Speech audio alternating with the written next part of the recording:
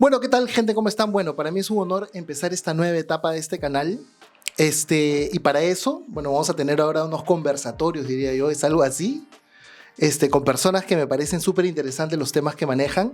Y como primer invitado, quiero presentar al antropólogo Francisco Teteishi, uno de mis mejores amigos también.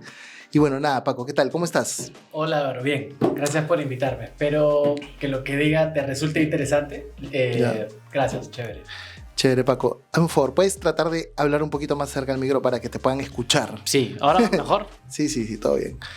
Bueno, Paco, yo primero, una de las cosas que me parece en verdad muy interesante y que nunca, o sea, siempre me he preguntado, desde que nos conocemos y desde que decidiste estudiar antropología, es que, ¿qué onda? ¿Qué es la antropología? O sea, ¿cómo nace esa vaina y qué es en sí, no? Hay una definición formal que va como la antropología es una ciencia social que se preocupa por entender los fenómenos sociales desde la perspectiva cultural, desde la diferencia, desde la perspectiva de las personas que viven ese fenómeno, ¿no? O sea, como la economía también es una ciencia social, trata de entender la sociedad desde un punto de vista económico, desde el punto de vista de las transacciones, del valor. La antropología lo que hace es entiende fenómenos sociales, llámese migración, llámese la familia, llámese, qué sé yo, la tecnología y la ciencia y su relación con las personas, desde un punto de vista cultural, ¿no? Desde el punto de vista de las diferencias, de las particularidades, y tomando o resaltando el punto de vista de las personas que participan en esos fenómenos. La antropología tiene que ver, o sea, yo he entendido, he escuchado, he visto que casi siempre lo asocian a temas de comunidades, ¿no? Sí. Pero siento que no tanto como las personas que ya viven en las urbes, ¿no? O sea, en las sociedades ya más constituidas, más como estructuradas, ¿no? Sí. Entonces, ¿es así? O sea, la antropología está en todo, estudia solamente a personas de ciertos lugares muy específicos. ¿Cómo funciona eso, no? O sea, inicialmente la antropología como formalmente, como ciencia social, parte de iniciativas de países colonizadores, llámese Estados Unidos, Europa, que tratan de conocer los países que invadían, ¿no? Que colonizaban. Ok.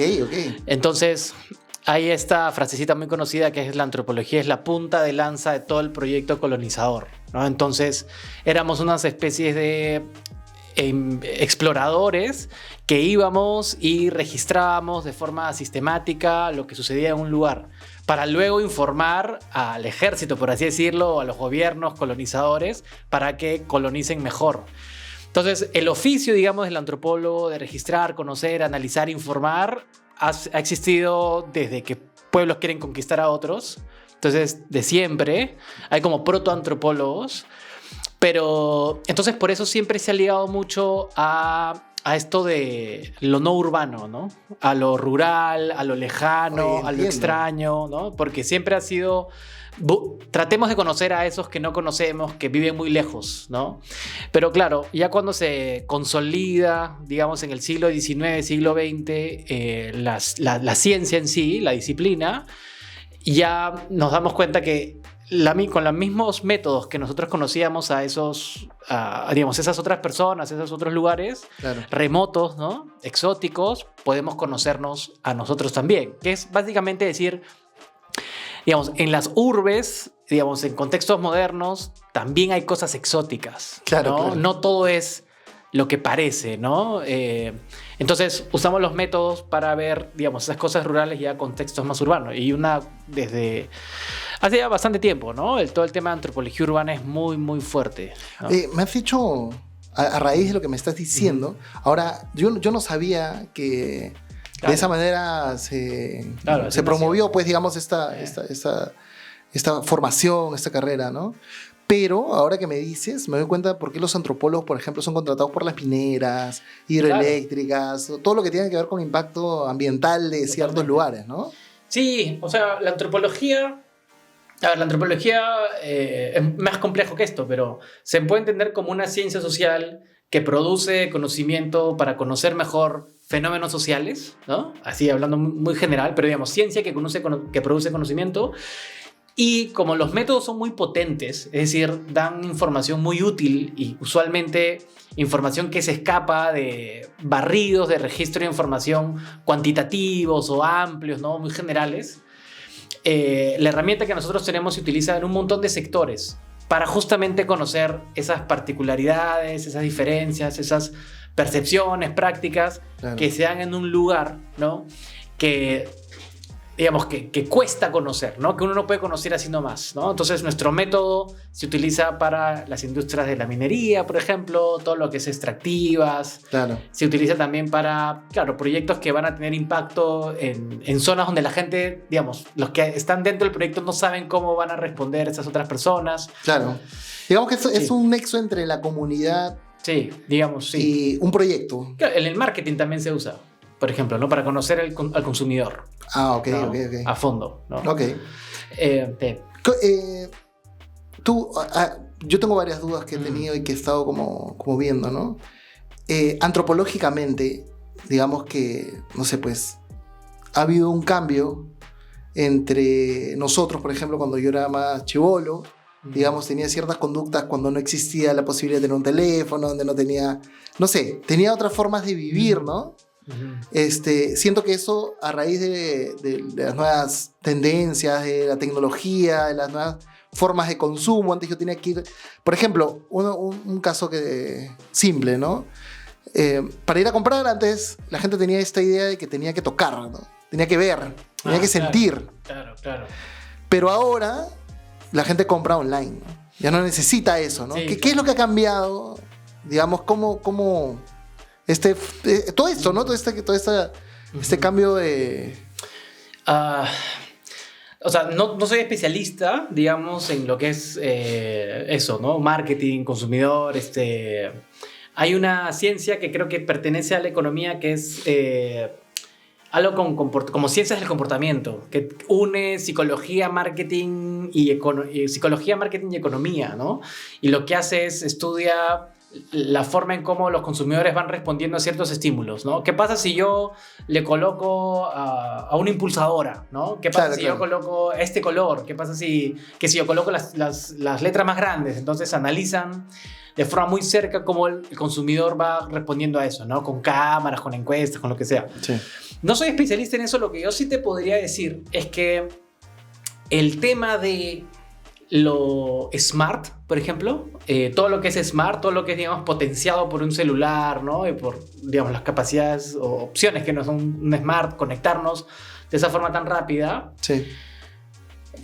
Lo que hay, digamos, en antropología es que lo smart no lo pone en la tecnología, sino lo smart lo pone las personas. Es decir, creo que el enfoque correcto para entender lo que está sucediendo no es desde la tecnología de la sociedad, sino más bien es cómo la sociedad se ha apropiado y impulsa esas cosas particulares que cada sociedad tiene o cada grupo tiene con el celular. Por ejemplo, ¿no? Estoy recordando un libro, no me acuerdo ahorita el autor, pero él decía, uno cree que el teléfono, ¿no? va a hacer que ciertos grupos de personas se conecten más rápido con el banco, por ejemplo, ¿no? Utilicen las transacciones por acá. Y uno dice, ya, esto es lo que está como dando estas nuevas opciones a estas personas, ¿no? Estas nuevas capacidades. Pero lo que en verdad ocurre es que dependiendo de las manos y el grupo donde caiga el teléfono va a ser usado de diferente manera, ¿no? Entonces tenemos, por ejemplo, abuelitos que teniendo el app de BCP, ¿no? Lo que hacen es llaman a sus nietos, o sea, utilizan el teléfono como ellos desean y llaman a sus nietos o le mandan un audio por WhatsApp y le dicen, oye, págame esto. Y le manda un pantallazo de sus claves y todo. Entonces, y el hijo, o el nieto, perdón, lo hace desde su celular, ¿no? Entonces, hay un estudio que, por ejemplo, tiene que ver con las formas en cómo las personas se toman fotos, ¿no? Y te das cuenta, pues, que en diferentes países la gente se toma selfies de diferente forma, o hay, qué sé yo, diferentes formas de cómo poner la cámara para transmitir exactamente lo mismo, ¿no? Entonces, no es que eso haya, digamos, que la tecnología lo brinde, ¿no? Sino que hay una necesidad social, hay una necesidad del grupo que se potencia a partir de la tecnología. Entonces, como si tú me dices cómo han cambiado las cosas, yo te diría que sí han cambiado, definitivamente, sí han cambiado, pero han cambiado en la medida que las personas o los grupos sociales, con sus valores, con el sistema que predomina, etcétera, lo permite, ¿no? ¿Cómo decirlo? No siempre la mejor tecnología o la más fina, la más sofisticada triunfa, sino la tecnología que triunfa en el sentido de que se vuelve masiva es la tecnología que se acopla, digamos, a las formas en que la sociedad, digamos, a las formas en que la sociedad tiene para resolver sus problemas, ¿no?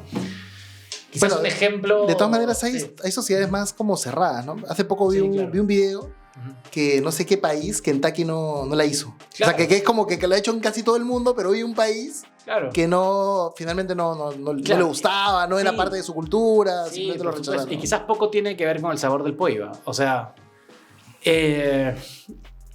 sí, yo tengo muy, muy presente este ejemplo porque lo digo en clase, que es, o sea, el reloj que triunfa no es el reloj más preciso, que es el reloj de arena, ¿no? Sino es el reloj de péndulo, ¿no? Ok.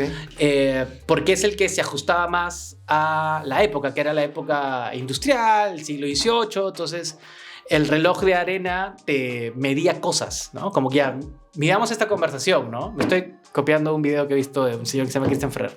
Y decía, midamos esto. Entonces, esta conversación dura 2 idas y vueltas del reloj de arena.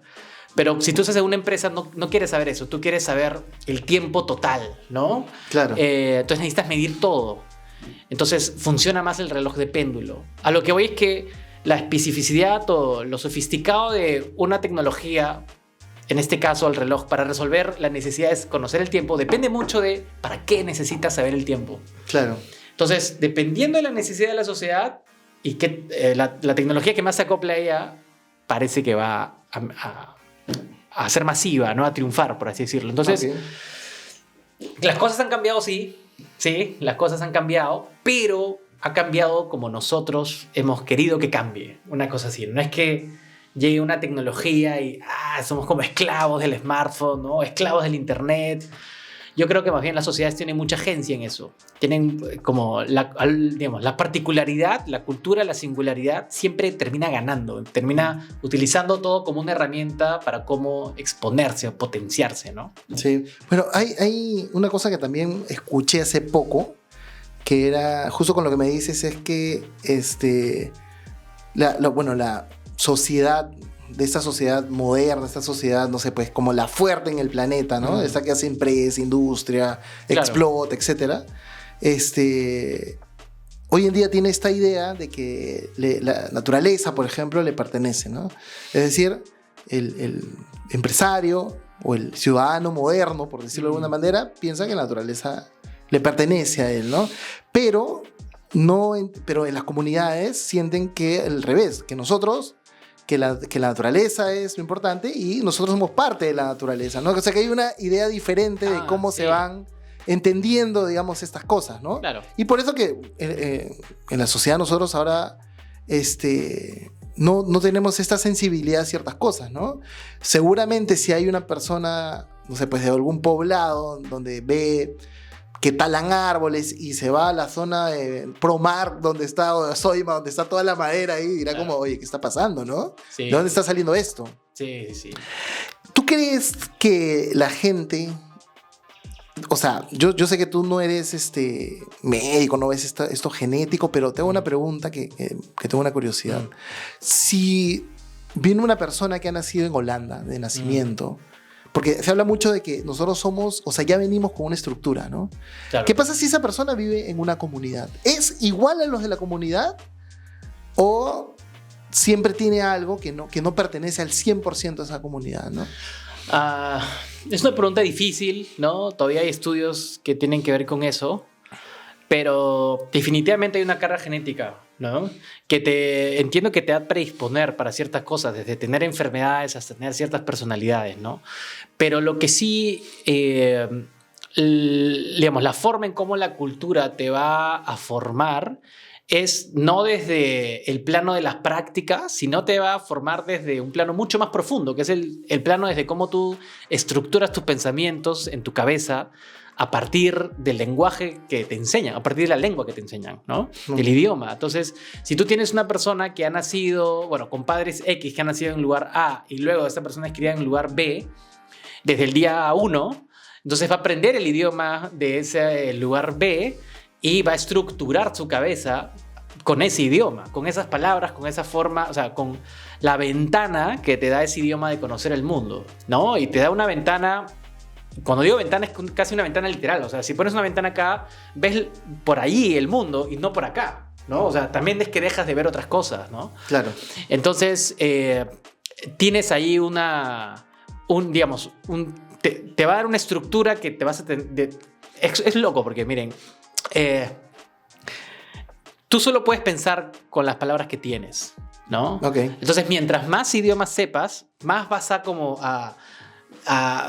vas a ampliar la estructura de tu cabeza que tienes para entender las cosas. Entonces, si viene alguien que, por ejemplo, sabe un idioma o, bueno, quiere contarte algo, y tú, en verdad, la única forma que tú tienes para entender ese algo es a partir del idioma que tienes. Claro. ¿No? Entonces, esa persona criada en el lugar B, ¿no? Va a tener como una matriz esencial, que es la que le da su idioma materno para conocer el mundo, ¿no? Entonces, eso ya te va a condicionar. Ahora, que ese yo no creo que ese condicionamiento no te permita conocer las cosas, no te permita deconstruirte, no te permita ser crítico con la forma de ver el mundo, etcétera, ¿no?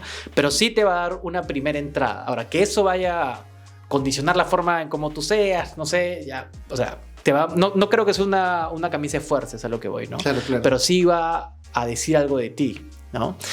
Con respecto a lo que al comienzo decías, que hay esta visión más comunitaria siempre, eso es como el giro de la modernidad en Occidente y cómo uno se da cuenta de que no todo el mundo ha ido igual, ¿no? Que el pensamiento de todo el mundo no ha ido siempre por este giro de la modernidad, que es un giro hacia el individuo, ¿no? Claro. Y eso es, digamos, en filosofía, en historia, cuando uno estudia el pensamiento de la humanidad se da cuenta de que Occidente hizo un giro, ¿no?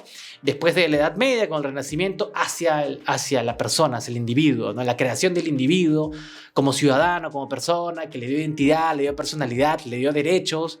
Y eso hizo que la visión de Occidente, que es la que nosotros tenemos, nos haya separado del resto, ¿no? Entonces, cuando vemos otras sociedades, como las indígenas, amazónicas, por ejemplo, nos damos cuenta que ellas simplemente no la han tenido, ¿no? Y tienen una forma de relacionarse con la naturaleza mucho más significativa, o sea, su contexto influye mucho más en su vida, ¿no? Entonces claro. Ellos comparten mucho más con su contexto, ¿no? O sea, no solo flora y fauna, o sea, no solo animales, naturaleza, sino con otras personas también, ¿no? O sea, no es que el blanco, por ejemplo, cuando va a la Amazonía, no es que sea un extraño. O sea, ese blanco también es como un animal más, ¿no? Es como un sujeto más que también, digamos, puede ser entendido dentro de su matriz de pensamiento, ¿no? Claro.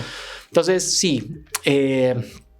Yo creo que el ejercicio el ejercicio antropológico en realidad es darse cuenta de que uno está inmerso, digamos, en una matriz de pensamiento, ¿no? Ese es como que el paso número 1 cuando uno estudia antropología, ¿no? Darte cuenta de que vives en una sociedad que responde, digamos, que responde el pensamiento a cosas históricas, ¿no? Que somos un país colonial, ¿no?